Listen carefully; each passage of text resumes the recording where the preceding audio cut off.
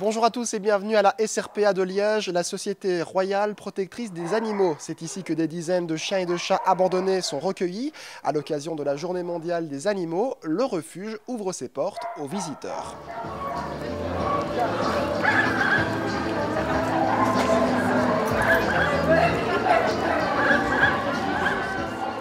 Quels sont les objectifs d'une telle journée ?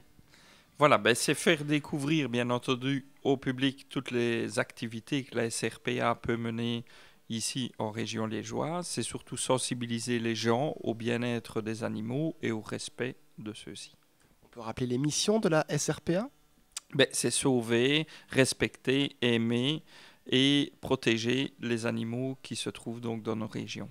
La SRPA a été créée au départ en 1888 par un groupe de pionniers, donc des gens qui voulaient défendre l'intérêt des animaux. Et en 1923, on l'a créé en tant qu'ASBL, puisqu'à ce moment-là, il y a eu des réglementations.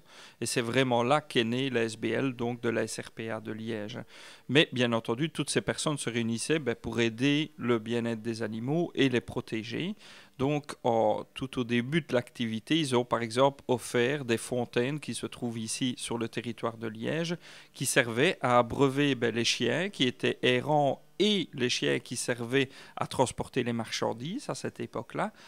Un rond supérieur qui était pour les chevaux et le rond vraiment à l'étage au-dessus qui était destiné aux oiseaux. Tout ça donc pour protéger les animaux. On a eu un grand pic ces dernières années par l'évolution du fait que les gens prennent vite un animal comme animal de compagnie mais s'en défont aussi rapidement. Donc on est dans une société de surconsommation et il ne faut pas se cacher. L'animal fait partie de cette surconsommation malheureusement. Maintenant on peut remarquer que depuis quelques années, grâce à l'identification des chiens, on peut constater une diminution dans nos refuges. Premièrement parce qu'on sait localiser la personne et on sait réprimander une personne qui abandonnerait l'animal ou qui le maltraiterait. Malheureusement pour le chat, ce n'est pas encore le cas et on se trouve avec beaucoup de chats qui rentrent ici au refuge, d'où on essaye de prendre des dispositions au niveau national, au niveau de la stérilisation et de l'identification des chats. Les gens sont de moins en moins dans les campagnes, donc qu'est-ce qui se passe ? On a besoin du rapport avec l'animal. Alors beaucoup de personnes prennent dans leur logement, que ce soit chiens, chats, petits animaux de compagnie.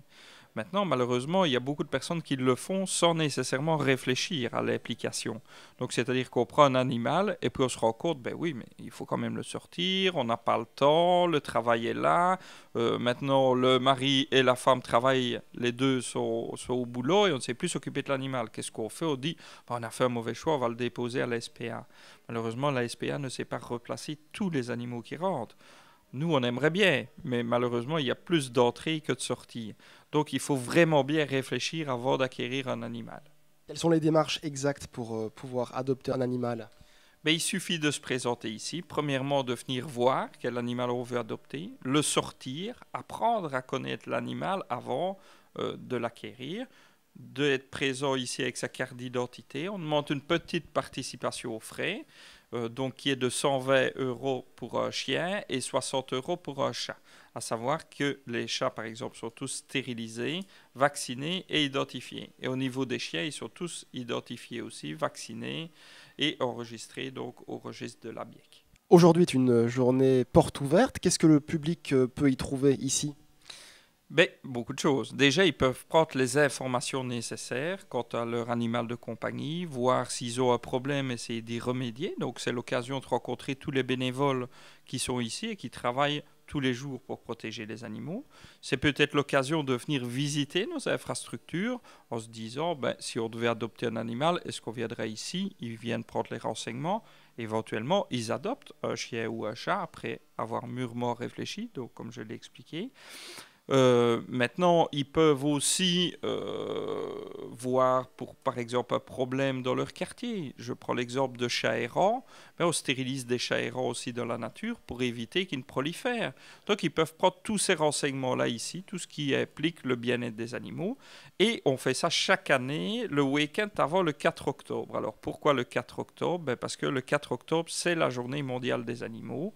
Et on veut chaque fois, chaque week-end avant, important, pouvoir donner le plus d'informations possible justement sur les animaux et sur leur respect et le bien-être. Donc je précise que c'est des êtres vivants et sensibles et qu'on a le devoir de les respecter.